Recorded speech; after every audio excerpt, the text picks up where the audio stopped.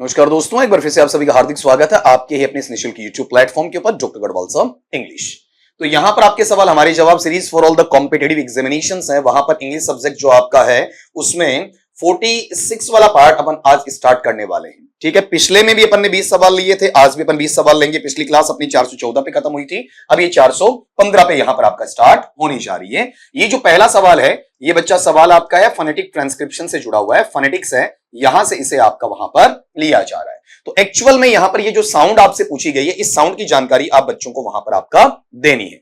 ये जो साउंड आपके पास में ये वाला, इस साउंड को अपन हिंदी में ऐसा पढ़ेंगे, च साउंड है। कौन से शब्द में? आपका मैच में। तो इस साउंड को हम कैसा मानते हैं? तो बेटा बार बार पूछा जाता है कि ये साउंड कौन से पार्ट में काउंट होता है, इसका नाम फोनेटिक्स में वहां क्या रखा जाता है, इसके तहत इसके मद्देनजर आपको ये चीज डालनी है। और ये पैटर्न किस में आ जाएगा? आपका अफ्रीकेट में आ जाएगा। ठीक है, इसमें फ्रीकेटिव, प्लसिव, लैटरल, इनके लिए कोई जगह वहां पर नहीं बचती है। अगले सवाल पे आ जाएं। आपका नेक्स्ट वाला सवाल है ये बेटा, वहां पर एक तरीके से टीचिंग मेथड्स का रहेगा, आपका टीचिंग मेथोडोलॉजी है उसका, इसके साथ में एक सिनारियो आपको देखने को वहां पर मिलेगा। तो जो टीचिंग मेथड्स वाला पार्ट है आपका, या मेथोडोलॉजी का पार्ट है, पेडागॉजी का पार्ट है, आपका अप्रोच का पार्ट है, उसके तहत आपका सवाल आपसे जनरेट करके वहां पर पूछा गया है। तो सवाल चेक करना, ऐसी कौन सी मेथड है, विच मेथड, कौन सी मेथड है टीचिंग, अध्यापन की या शिक्षण की, जो प्लेसेस अपना स्थान रखती है बच्चे के लिए, जहां पर जो उसकी भूमिका है प्रॉब्लम सॉल्वर की होती है, मतलब समस्या के निदान की होती है, और टीचर वहां पर किसका काम करता है? एक फैसिलिटेटर का काम करता है। ठीक है, सुविधा प्रदाता का काम करता है। यहां तक अगर मैं पढ़ता हूं तो इसका आंसर सीएलटी हो जाता है, कम्युनिकेटिव लैंग्वेज टीचिंग। लेकिन गलती मत करना, यहां तक इसका ये आंसर है। आगे इसमें क्या दिया हुआ है? ऑफन यूजिंग साइलेंस, ये चीज। ठीक है, चुपचाप रहते हुए दे, तो बेटा ये साइलेंट वे हो जाएगा। ठीक है, अगर यहां पर ये सेक्शन काट दूं ऑफन यूजिंग साइलेंस वाला, तब इसका आंसर बेटा वहां पर क्या होता है? सीएलटी होता है। टीपीआर तो जानते होंगे आपका, टोटल फिजिकल रिस्पॉन्स वाला। नहीं जानते हैं तो इन क्लासेस से आपको जुड़ना जरूरी है। अगले पार्ट पे आए, find the correctly spelled word, सही वर्तनी वाला, शुद्ध वर्तनी वाला शब्द आपको वहां पर छांटकर बताना है। ठीक है, तो आप आराम से छाट पाएंगे। यहां पर ये जो टर्म अपने पास में है, ये पहला इसका आंसर रहेगा। स्पेल में कर देता हूं, स्पेल ऐसे लिखा जाएगा SEPARATE। और ये जो आपका वोकेबुलरी सेक्शन में जिस टॉपिक से जुड़ा हुआ सवाल है उसे अपन इस नाम से जानते हैं, और ये नाम किस में आ जाएगा? आपका मिस स्पेल्ड में आ जाएगा। अगले सवाल पे चलें, द इडियम, ये जो सवाल है पहले यहां पर बच्चा लिख देता हूं, इडियम्स एंड फ्रेजेस का सवाल है आपका, वहां पर लोकोक्ति और मुहावरों वाला सवाल है, उसके साथ में वहां वोकेबुलरी का सेक्शन आपका क्लियर होता चलेगा। तो अगले ने कहा कि जो इडियम है आपका, लोकोक्ति या मुहावरा है, to feather one's on nest. ठीक है, इसका मीनिंग या फिर सही जो अर्थ है, जो आपका लक्षणा शब्द शक्ति में है, वो कौन सा वहां पर जाना चाहिए? तो जब आप क्या करते हैं, खाली अपने घोंसले में अपने जो पंख है उन्हीं का ख्याल रखते हैं, किसी दूसरे का ख्याल नहीं रखते हैं, तो आप प्रॉफिट पहुंचा रहे हैं, आप फायदा पहुंचा रहे हैं, एक सेल्फिश अंदाज में खुद को फायदा वहां पर पहुंचा रहे होते हैं। तो ये चीज आपकी हट जाएगी, जिसमें आपका है कौन सा? ये वाला, कि to profit in a selfish way को छोड़कर माइग्रेशन नहीं होगा, फाइनेंशियली दूसरों को हेल्प करना नहीं होगा, क्लीन करना नहीं होगा, सेल्फिश नेचर इसमें आपको देखने को मिलता है। अगले सवाल पे आए, 419। सवाल का पैटर्न इसके साथ में आपका वहां पर झलक रहा है बेटा आपका। ठीक है, देखो यहां सब्जेक्ट वर्ब अग्रीमेंट लिखा हुआ, जिसे सिंटैक्स भी कहते हैं, कॉन्कर्ड भी वहां पर कहते हैं। तो कौन सी चीज है जो गलत है? तो गलत देखो ये रहा, वर्ग के साथ इट्स, बहुवचन एक वचन नहीं होगा। ठीक है, यहां वाले पार्ट में आप आएंगे, वॉज के साथ में देखो देयर, ये एक वचन, ये बहुवचन। यहां गौर करो, अपने पास में कमेटी है, वो क्या है? डिवाइडेड है। तो डिवाइडेड तो बहुवचन होना चाहिए, तो वॉज वहां पर कैसे आएगा? इन तीन गलत को अपन ने वहां छाड़ दिया। अब आंसर है कि जो करेक्ट है, हमें पूछा क्या है? करेक्ट वाला पूछा, तो करेक्ट ये रहेगा। कैसे रहेगा? कमेटी यहां पर क्या है? डिवाइडेड है। डिवाइडेड है तो बहुवचन वर है, बहुवचन है तो प्रोनाउन भी क्या आएगा? आपका देर आ जाएगा। ये आंसर देखने को मिलेगा। इस सवाल को अपन किसके अंतर्गत रख सकते हैं बेटा? वहां पर सिंटैक्स में रख सकते हैं। इसे अपन किसके अंतर्गत रख सकते हैं? आपका वहां पर सब्जेक्ट, वर्ब और कॉन्कर्ड, इसके साथ में इसे आपका रखा जा सकता है। ठीक है, और इसी सवाल को हम किसके अंतर्गत रख सकते हैं? बताओ। देखें आपका वहां पर सब्जेक्ट, वर्ब, अग्रीमेंट के अंतर्गत भी इसे आपका वहां रखा जा सकता है, उसके साथ में भी वहां पर आपका इसे डाला जा सकता है। ये पैटर्न आपके समक्ष वहां पर आ जाएगा। क्लैरिटी आपकी? ठीक है, अगले सवाल पे आ जाएं। ये 420 वाला पार्ट है, बहुत शानदार सवाल कहूंगा, ग्रेड 1, ग्रेड 2, ग्रेड 3 सब के लिए वहां पर। ठीक है, अगर मेथोडोलॉजी आप अच्छे तरीके से वहां जानते हैं तो। ठीक है, ये जो अपनी कॉन्सेप्ट है, ये जो अवधारणा है, जो हमें दर्शाती बताती है कि वहां पर इनेट मेंटल फैकल्टी होती है, जो आपका मानसिक एक संकाय बनता, मानसिक एक वर्ग बनता है, आंतरिक तौर पर बनता है, जहां पर आप भाषा का क्या करते हैं? एक्विजिशन करते हैं, भाषा का अर्जन वहां पर करते हैं, जिसे अपन किसके नाम से वहां पर जानते हैं। ये जो लैंग्वेज एज एक्विजिशन है इसके लिए LA, ठीक है, ये पार्ट आपका वहां पर काम में लिया जाता है। किसके साथ जुड़ा हुआ है? ये उस विद्वान के साथ जुड़ा हुआ है जिसका नाम है Noam Chomsky.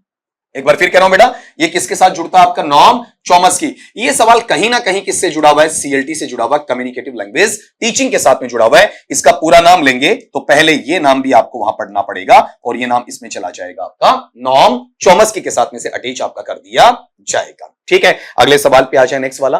He is good in playing cricket, वह क्रिकेट खेलने में काफी अच्छा है। तो यहां पर एक एरर आपसे पूछा हुआ है और ये हाल ही में एक परीक्षा में भी आपको देखने को वहां पर मिला था। तो ये जो पैटर्न अपने पास में आता है, ये प्रेपोजिशन, ठीक है, इसके साथ में वहां लिया जाता है। किसी भी काम को करने में आप दक्ष होते हैं तो वहां गुड के साथ में बेटा इन नहीं लगता है, गुड के साथ में वहां एट लगता है। हाँ, ये जरूर है, किसी काम को करने में आप कमजोर हैं, किसी विषय में, किसी कला में आप कमजोर हैं तो वीक अपने साथ में क्या लेता है? इन लेता है। लेकिन किसी काम को करने में आप अच्छे हैं तो वहां पर गुड अपने साथ में क्या लेता है? एट लेता है। ठीक है, ये सवाल किसी बच्चे ने मुझसे पूछा भी था आपका वहां पर। ठीक है, तो ये सवाल देख लो, अब सोल्व हो रहा है। आपके सवाल हमारे जवाब वाले में एक एक सवाल चुन चुन के मैं उन बच्चों के वहां पर लेकर भी आ रहा हूं। आपका सारे कलेक्ट कर रहे हैं, आपका 20-20 सवाल। और हो सकता है कि अब सवाल थोड़े ज्यादा बढ़े तो कंटिन्यूअसली अपन क्या करें, एक ही पैटर्न के अंदर सारे सोल्व करके आपको वहां पर डालकर दे दें आपका। ठीक है, तो अपने पास में 421 वाला आंसर है, वो क्या रहेगा आपका? गुड एट का रहेगा। 422 पे आ जाएं। एक बार फिर से आपसे क्या पूछा गया वहां पर? वोकेबुलरी सेक्शन आपका वहां पर पूछा गया है और उसको आपको गौर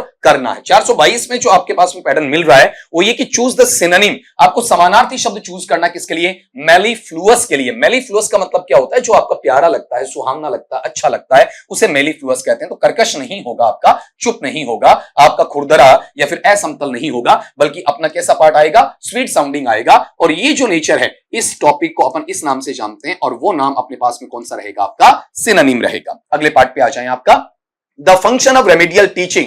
निदानात्मक, नैदानिक जो शिक्षण है, उपचारात्मक जो शिक्षण है, उसका जो कार्य है वो कौन सा होना चाहिए? ठीक है, तो आप सब इस चीज को जानते हैं कि आप लर्निंग डिफिकल्टीज, लर्नर में जो शिक्षण अधिगम के दौरान समस्याएं आती हैं उन पर विजय प्राप्त करना है, उन्हें दूर करना है और उस वक्त आपको आवश्यक तौर पर क्या करनी है? मदद वहां देनी है। उस चीज को अपन किस में लेकर जाते हैं? आपका रेमेडियल टीचिंग में लेकर जाते हैं। तो ये एक अलग से टीचिंग मेथोडोलॉजी में टॉपिक ही बन जाता है, टीचिंग मेथड्स के अंतर्गत ही आता है आपका। और ये L1 और L2 और ग्रेड 2 इनके लिए बहुत ज्यादा महत्वपूर्ण पार्ट रहता है और इनसे क्वेश्चन तीनों जगह आते हैं। L1 मेंस में भी आता है, L2 मेंस इंग्लिश में भी आता है और सेकंड ग्रेड मैथ्स में भी वहां पर, सेकंड ग्रेड मेंस वाला पार्ट में बोल रहा हूं, सब्जेक्ट का मैथ्स नहीं, मेंस आपका मतलब जो सेकंड सब्जेक्ट पेपर है उसके अंदर टीचिंग मेथोडोलॉजी में सवाल आपसे पूछा जाता है। अगले सवाल पे आ जाएं। यहां पर सिंपली हमसे फिगर ऑफ स्पीच है, उसकी जानकारी आपका वहां पर 424 नंबर के सवाल में जानी गई है। तो ये सवाल अपने पास में किसका रहेगा? लिटरेरी टर्म का रहेगा। सारे नाम अलग अलग में नहीं लिखूंगा, आपका डिवाइस वगैरह, ठीक है, ऐसे नाम वहां पर नहीं डालूंगा। ठीक है, तो जो मेरे पास में लिटरेरी डिवाइस है आपका, जहां पर अपेरेंटली स्पष्ट तौर पर आप क्या करते हैं? सेल्फ कॉन्ट्राडिक्टरी, मतलब खुद के आपके विरोधाभास के साथ में इन चीजों को देखते हैं, उस स्टेटमेंट या वक्तव्य के साथ जुड़ते हैं जो कि कंटेन करता, सम्मिलित करता है किसको? वहां पर उस डीपर ट्रुथ को लेता है या फिर उस गहन सच्चाई को लेकर आता है। तो जहां पर आप क्या करते हैं? आपस में विरोध जता रहा है। ठीक है, यहां आसपास के दो शब्द नहीं है। ऑक्सीमोरन तो बेटा कब होता है? जब आपके पास में सटे हुए दो शब्द क्या होते? विरोधी होते। लेकिन यहां विचार की बात है आपका, जहां पर स्टेटमेंट, पूरा स्टेटमेंट में विरोधाभास है, वो ऑक्सीमोरन नहीं बल्कि आपका पैराडॉक्स होता है। हालांकि दोनों का हिंदी मीनिंग विरोधाभास ही होता है, लेकिन दोनों में अंतर आपका देखने को मिलता है। क्वेश्चन नंबर 4 to 5 वाला सिंपली आपका नरेशन का है, डायरेक्ट इनडायरेक्ट का है, रिपोर्टेड स्पीच का सवाल आपको वहां पर देखने को मिल रहा है। तो क्यों ना इसको अपन एक बार सोल्व करें वहां पर, कि अगले ने इनडायरेक्ट से डायरेक्ट पूछा, मतलब वाइस वर्सा में 425 नंबर का सवाल आपसे वहां पर पूछा गया है। तो यहां पहली बात तो ये देखो कि आस्ट है, मतलब यहां पर अपने पास में क्या रहना चाहिए? सैड टू रहना चाहिए। सीधा सैड कैसे आ गया आपका? ठीक है, तो ये चीज, और आस्ट के बाद में मी यहां कहां आ रहा है? तो पहली बात तो यहीं से अपना आंसर पकड़ में आ जाता है, लेकिन आगे मिलाना जरूरी है। WH वर्ड के लिए WH वर्ड आएगा आपका। ठीक है, उसके बाद में आपका ऑक्सिलियरी पहले आएगा, तो इजमार वोजवर में जा रहा है तो आर आपका वोज में चला जाएगा। ठीक है, यू सेकंड पर्सन है, ऑब्जेक्ट मी के अनुसार आई में जाएगा, गोइंग का गोइंग रहेगा। और ज्यादा अच्छा यह होता कि देर की बजाय अगला यहां पर हियर दे देता, लेकिन नहीं दिया, कोई समस्या नहीं। वहां पर आपका सबसे करीबी आंसर आपका ये रहेगा। ज्यादा अच्छा यह होता कि यहां पर आपको देर की बजाय यहां क्या मिल जाता? आपका हियर मिल जाता। ये जो सवाल 425 वाला आपके पास में बच्चा आप देख रहे हो, ये सवाल आपके पास में जाता है नरेशन का जाता है, ठीक है, या फिर ये कहूं डायरेक्ट से इनडायरेक्ट स्पीच का जाता है, रिपोर्टेड स्पीच का सवाल वहां पर बनता है। अगले सवाल पे आ जाएं।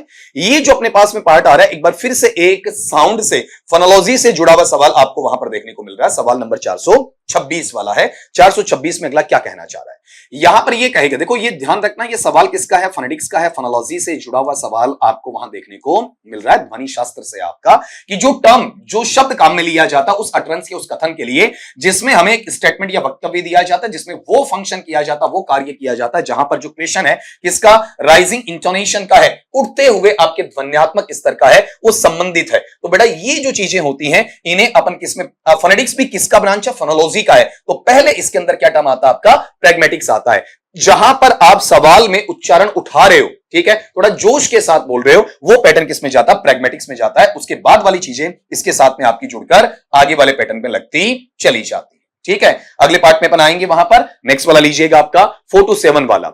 यहां पर 427 का जो सवाल आपके पास में देखने को मिल रहा है, इस सवाल को आपको चेक वहां पर करना है कि 427 का सवाल है वो एक्चुअल में है किसके लिए। ये आपका बेटा सवाल है एंटोनिम का, विलोम शब्द का है, अपोजिट का है, ठीक है। और इसमें ये पूछा है डिलीजेंट। डिलीजेंट का मतलब होता है हार्ड वर्कर है, जो इंडस्ट्रियस है, ठीक है, जो उद्यमी होता है, कठोर मेहनती होता है, उसे डिलीजेंट कहा जाता है। तो उसका उल्टा ये हार्ड वर्किंग, तो देखो इसका सिनोनिम हो गया, एसिडवस नहीं चाहिए, एक्टिव इसका सिनोनिम हो गया। तो इसका उल्टा होता है जो बंदा क्या है आपका, लेजी है। तो वोकैबुलरी सेक्शन में ये जो सवाल आपका बन रहा है, ये सवाल बनेगा बच्चा आपका वहां पर एंटोनिम का, विलोम शब्द का बनेगा। अगले सवाल पे आ जाए, विच कॉन्सोनेंट साउंड, एक बार फिर से ये सवाल है, वो सवाल किसका बेटा आपका, वहां पर फोनोलॉजी का है, फोनेटिक का सवाल वहां पर आपका देखा जाएगा, ठीक है। तो फोनेटिक्स के अंदर अगले ने पूछा क्या, कि कौन सा व्यंजन ध्वनि है जिसे आपका प्रोड्यूस किया जाता है आपका वहां पर, ठीक है, कहां से, with tongue approaching the palate, जहां जीभ भी लगे आपका, पैलेट तलवा भी लगे, और अल्वियोलर है उस रीज के साथ में। तो देखो यहां से आंसर पकड़ लोगे, यहां से सीधा सीधा ये है कौन सा, पैलेटो अल्वियोलर। देखो यहां पर क्या पैलेट दे दिया, यहां अल्वियोलर दे दिया, तो पैलेटो अल्वियोलर इस तरीके से आपका पढ़ दिया जाएगा। तो ये जो सेक्शन है, इन सेक्शन को यहां से नॉट डिमांडिंग नेचर में आपका रखा जाएगा। अगले पार्ट पे आओ आपका वहां पर, the main focus of the communicative language teaching. ये जो सवाल है वो आपका अप्रोच और मेथड का सवाल है, और मेनली अपन ये कहें कम्युनिकेटिव लैंग्वेज टीचिंग का, जिसे सीएलटी भी कहा जाता है, और बहुत जगह इसे आजकल सीईएलटी लिखा जाता है। दोनों सेम है, अलग कुछ भी आपका नहीं है। फुल फॉर्म इस क्वेश्चन के अंदर आपको दे दिया गया है 4 to 9 के अंदर। तो इसमें मेन काम क्या होता है, फंक्शन पे काम होता है, फ्लुएंसी पे काम होता है, मीनिंग इज पैरामाउंट है आपका, अर्थ प्रधान है, सिमेंटिक नेचर पे रखा जाता है। तो आंसर रहेगा फ्लुएंसी एंड मीनिंगफुल इंटरएक्शन। यहां ग्रामर की बात नहीं होती, नॉम चॉम्स्की वाली, ये सेकंड होता है। रोट मेमोराइजेशन जीटी मेथड में होता है, ट्रांसलेशन भी आपका जीटी मेथड में होता है। अगले सवाल पे आ जाओ, द वर्ड परफंक्टरी मीन्स, ये जो शब्द है आपका कौन सा, परफंक्टरी वाला, इसका मतलब वहां पर क्या रखा जाएगा, इसे किस तरीके से आपका वहां पर जहन में डाला जाएगा। तो जो चीज आप रोजाना करते हैं लेकिन उसमें इंटरेस्ट आपका नहीं होता है, उसे अपन परफंक्टरी बोलते हैं, ठीक है। रोजाना करते हैं तो रोजाना में आपका डेली शब्द आना चाहिए, रूटीनल शब्द आना चाहिए, और इंटरेस्ट भी आपको कम दिखाना है, तो ये पार्ट यहां चला जाएगा। और ये वोकैबुलरी का है, तो ये ध्यान रखना, वोकैबुलरी में सिंपली आपसे वर्ड मीनिंग है, उसके साथ में अगले ने वहां पूछा है, तो मैं इसे अलग नहीं बोलूंगा, ठीक है। सिंपली इतना लिख देते हैं कि वोकैबुलरी जो पार्ट है उसके अंतर्गत इसे आपका वहां पर डाला गया है, ठीक है। अगले पे आ जाएं, 431 431 वाला जो सवाल है वो आपके पास में बेटा किसका है, जो ट्रांसफॉर्मेशन का सवाल है उसके साथ में वहां पर जोड़ा गया है। कौन सा, choose the sentence with a double negative, ठीक है। अगला कह रहा है डबल नेगेटिव आपको देखना है, लेकिन इनकरेक्ट एंड स्टैंडर्ड इंग्लिश बोला तो जाता है आपका नॉन स्टैंडर्ड इंग्लिश में, लेकिन स्टैंडर्ड इंग्लिश में वो क्या है आपका, गलत है। तो यहां ये देखना है कि डबल नेगेटिव कौन सा नहीं है, वहां पर ये चेक करो। पहले तो ये वाला पार्ट, इसमें तो नेगेटिव है ही नहीं, तो ये कैसे होगा आपका, ठीक है। यहां नेगेटिव है, नीड नो, तो एक ही नेगेटिव आ गया आपका, ठीक है। यहां पर देखो नॉट भी है, नो भी है, तो नॉट और नो दोनों साथ नहीं आ सकते आपका, ठीक है। यहां वाले पार्ट में अगर तुम चेक करोगे, ये नॉट है और एनी, ये पॉजिटिव है आपका एक तरीके से। कैसे कि नॉट आ गया, ये एनी भी नॉट को बताता है, डबल नेगेटिव है लेकिन एकदम करेक्ट सेंस में यूज किया गया। तो हमें तो इनकरेक्ट छांटना है ना, करेक्ट नहीं छांटना। इनकरेक्ट ये है आपका कौन सा, ये वाला पार्ट, जिसके अंदर अगले ने क्या कहा, नॉट और एन अपोस्ट्रोफी टी और नॉट, ये दोनों साथ में वहां पर अप्लाई नहीं होने चाहिए। तो ये जो पार्ट आपके पास में सवाल बन रहा है, ये सवाल बेटा किसका है, ट्रांसफॉर्मेशन से जुड़ा हुआ सवाल है। ट्रांसफॉर्मेशन के अंतर्गत की बात वहां पर आपकी की गई है, ठीक है। तो ये जो पैटर्न आपके पास में आ रहा है, इसको अपने को मद्देनजर वहां पर रखना है। अगला सवाल लो, identify the non finite verb in the sentence. आपको इस सेंटेंस में नॉन फाइनाइट वर्ब है उसको चेक करना है कि अपने पास में कौन सा रहेगा। तो बेटा ये जो सवाल है नॉन फाइनाइट का है। नॉन फाइनाइट के अंदर 3 प्रकार की चीजें आती हैं, जिसमें आपका पार्टिसिपल है, पार्टिसिपल के बाद में आपका इन्फिनेटिव है, फिर आपका जेरेंड है। तो आप सीधा सीधा देखेंगे वर्ब का फर्स्ट फॉर्म प्लस आईएनजी ये पार्टिसिपल के रूप में काम आ रहा है, जो नॉन फाइनाइट नेचर को शो करता है। ये तो नाउन है, ये तो सिर्फ वर्ब है, ये आपका आपका प्रेपोजिशन आ गया। ठीक है, अगले सवाल पे चलें। आपका the idiom to bite the bullet means, ये अभी आरपीएससी ने सवाल पूछा भी था आपका, आपको पता भी वहां पर होना चाहिए। ये सवाल अपने पास में किसका है, वहां पर इडियम का है। इसमें क्या होता है कि आप खतरनाक से खतरनाक, विकट से विकट परिस्थिति है उसका सामना करते हैं बड़े साहस के साथ में, बड़ी हिम्मत के साथ में। ये पैटर्न इसमें आपको वहां पर देखने को मिलेगा। तो यहां पर जो नेचर है to face a difficult situation with courage के नेचर से यहां पर इसे आपका परखा जाएगा, इसके साथ में इसे आपका वहां पर जोड़ा जाएगा। तो ये जो सवाल अपने जिस नेचर में आता है वो सवाल वहां पर किसके साथ में जुड़ेगा, आपका